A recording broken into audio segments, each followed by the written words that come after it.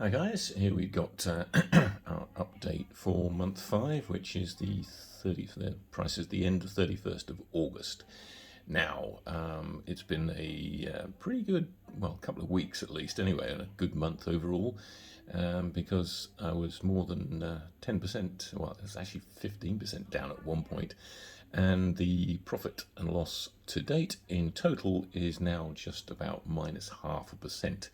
So I was very tempted to wait another day and see if I could get it into profit because lots of things are moving in the right direction. But anyway, less waffle, carry on. Let's starting from the top. Let's start with my two favourite stocks. Firstly, the stocks of the moment, I must say. I quite like most of them, apart from the ones I've got in orange. Tech Capital and Phoenix Copper are my two favourites of the moment. Tech Capital is an investment company. It's got four companies that it's invested in, three of which it owns pretty much 100%, one of which has just floated and it owns 15%. The one that's just floated is Bellascura, and you'll see the market cap of that is 109 million. I actually bought a small 0.5% worth just for interest's sake there. It floated at 45, I bought it at 55, and as we stand it's at 96.5.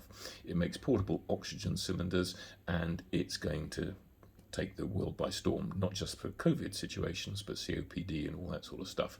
But that is, and so 15 we own, the Tech owns 15%.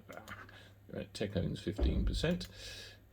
Virus scans coming up, and the market cap of Tech is a mere 35 million, so 15% of that comes to roughly 15 million or so in itself. So pretty much half of Tech's market capital is on the Bellascura, and actually 17 million, so it is exactly pretty much half. And that is, I see that going up and up and up as the need for portable oxygen cylinders grows exponentially. So half the value is in there. Tech have to hold it for a year after flotation, so that's next March. I think they'll probably end up holding it a bit longer, but then they'll get out of it somehow if it's not taken over, and return a special dividend. The other three portfolio holdings are also doing spectacularly well, especially Lucid Light. They make smart glasses, so they weigh the same as normal glasses. They come in prescription or sunglass form or both, but you can do everything on them. Well, not everything, but you can do you can take calls, you can listen to music, you can ask Siri questions, and even silly questions, I dare say. But they've got a big contract in Canada for $4 million worth. They've signed up. They only started in June, and they've now got 50 stores stocking their products, and they had a good update on Friday, which did the share price no harm at all. I've been in and out. I won't talk too much about the trading I've done this month because I'll do a separate video on the trading, because I noticed looking at last month's there was a lot more interest in the trading, so I'll go through that in a secondary one coming up in a moment. So that's Tech Capital. It's got Guidant, which is automotive car shock absorbers, which are going to add the distance onto electric car journeys, but more importantly it's going to be able to monitor drones and non-driver cars, which is the law in Florida and several other states, and it's the first one to open up this arrangement in Florida, which is coming in a couple of months. So that's going to be big. Also, Solarius is the they put salt into nanoparticles, so it's like 1/100th of the size. It dissolves much quicker on the tongue, so you use half or less than half and get the same salty taste. So reducing sodium is going to be a big thing. So it's going to be mega. I have no doubts about that, but we'll see. And then the next one is Phoenix Copper. I'm building a position in that. I bought maybe 14 times over the last months, just sort of small tranches, got up to 5%. I bought at an average price of 57, is currently 72, has been up to 80. They're waiting on two stellar pieces of news, one of which, or both of which, could even come today being the 1st of September, likely this week.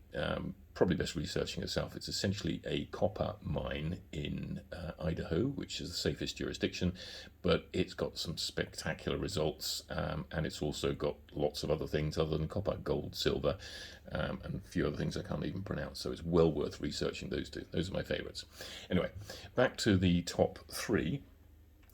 Which still not doing spectacularly, but have improved. 4D Pharma, they've got some oncology results. This is the gut microbiome treatment, and the last oncology they did was spectacular, which pushed the price up, and they are presenting at a big conference, I think in the middle of September, so we're expecting some good news on that. Should push it up. It was a low of 80, it's 10% up, so it's improved a bit. NCYT still hasn't recovered greatly. I mean, I'm still 28% down in total, but it has improved somewhat because it was like 290 or so this time last month or thereabouts, and so it's effectively improved a third. Did go up as far as 425 or so, but then pegged back down, and I added a little bit. It came out with some very promising news, and if it just happens to sort out the problem it's got with the DHSC, then not only will add many millions to the bottom line because the DHSC will pay up, but it will also remove the poor sentiment, and it's likely to shoot up, maybe even approaching its previous highs, which were £12, and it's still below £4 at the moment.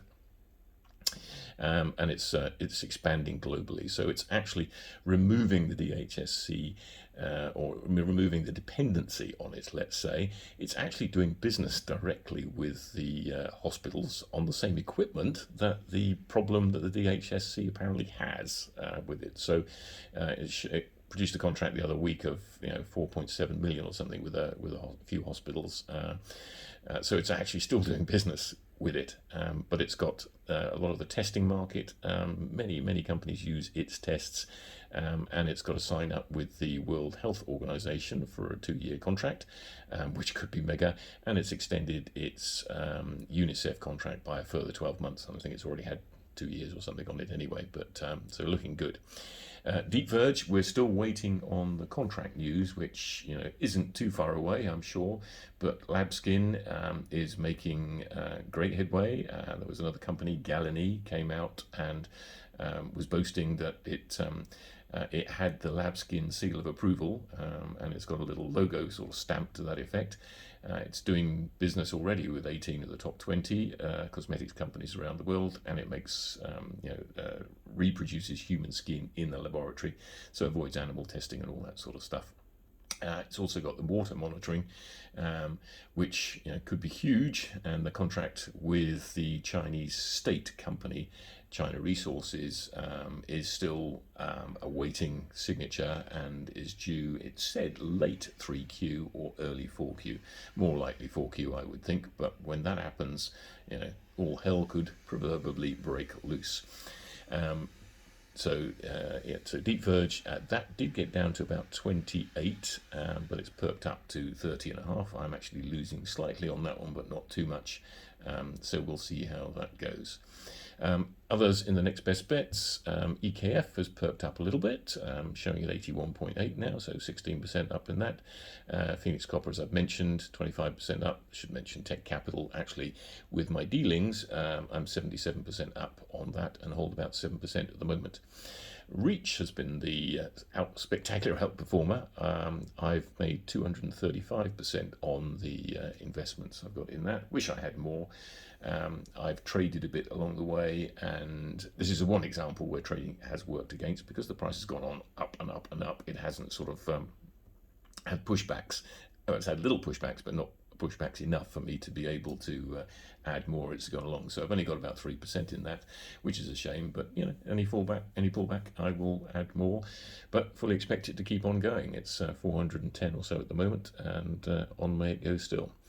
Likewise, Oxford Biomedica, these are in the Dependables group, actually making 318% on that, and that's probably my biggest profit maker. I used to have 4 times as much. I have been trimming it gradually as it's grown and grown and grown. Still holding 4.25%, and we'll probably keep on trimming it because the upside. I mean, there's upside potential, but at 14.82, when it was down a lot less than that, my average is 8.28. So I think the plan would be still to keep trimming it. Sell while it's up. That's the profit. Legal and General, Diageo, trudging along, doing okay, paying nice dividends as well. REAT Group, which is the cleaning company, has also done very well, made 54% for me over the time. Again, don't have a great deal in there, only sort of a small punt in it, and have taken profits and will trade it. But hold it, leave it in the dependables. Going down, we have YGEN, which has perked up a little bit, sold a couple of tranches. It's got some promising sounds it's making out there, so I will keep trimming that because I've got it in orange. It's one I'm less confident on, but it could still turn around. I've held it for a very long time, so hopeful. Omega Diagnostics, same category basically. I'm pretty much breaking even on it now. Have taken a few profits in the past, so I'm about 5% up overall. But it has perked up. There is a lot of Twitter noise, which doesn't always mean a great deal, I know, but it seems like a lot of people think that contracts are inbound and it will do okay. Likewise with YGEN, it's supposedly moved on to phase 3 trials. This is the nasally ingested interferon, which is going to sort of halt the advance of COVID and other nasty diseases if it works out. We will see. I'm losing 18% on that one. Got out of Braveheart, thankfully. Nanosynth is RMS renamed, and it's perked up no end in the last week. It was down at 0.7. I mean, I bought at 285, so I'm losing big style, 56% or so. But the last 3 or 4 days, it's got a mask deal apparently with India. And it's also potentially going to spread that mask deal out to Malaysia and other countries in the Asiatic region. So if that really happens, I could end up getting my money back and more. So might even take it off the orange in the fullness of time. Move quickly on. Argo blockchain. Oh, run out of it. Jumps up and down. Good trading stock. Currently making 29% on my total holdings. So won't it's sort of deal. It mines Bitcoin and the like. Arkle Resources, won't even bother talking about it, held in case it booms.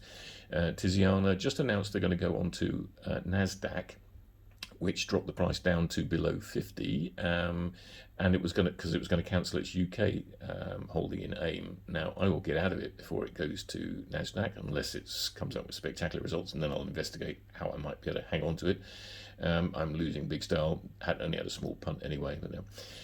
Microsaic, disappointing share price, but good news from the company. We're waiting on confirmation of the deal with its product to cover all the hospitals in China, which we don't know what money it's going to make, but there's like, I don't know, 35,000 hospitals and God knows how many beds. So if that comes good, it's got other irons in the fire too, but would be quite hopeful. Pires, won't even bother talking about that one. I'll get rid of that as soon as I can. Bellascura already mentioned, and finally National World, which is essentially the doppelganger of Reach. It's in sort of it's got lots of newspapers and digital newspapers, and like Reach, it's growing its digital footprint. It hasn't taken off yet, as you can see from the price. I'm fairly level on it, but if it matches what Reach has done, which is what its intent, then it will do good. And Richard Leonard put me into that one. Right, I will halt it there and then move on to the trading update. So there'll be 2 videos today. Okay, happy investing. This is the very early morning on the 1st of September 2021 portfolio update.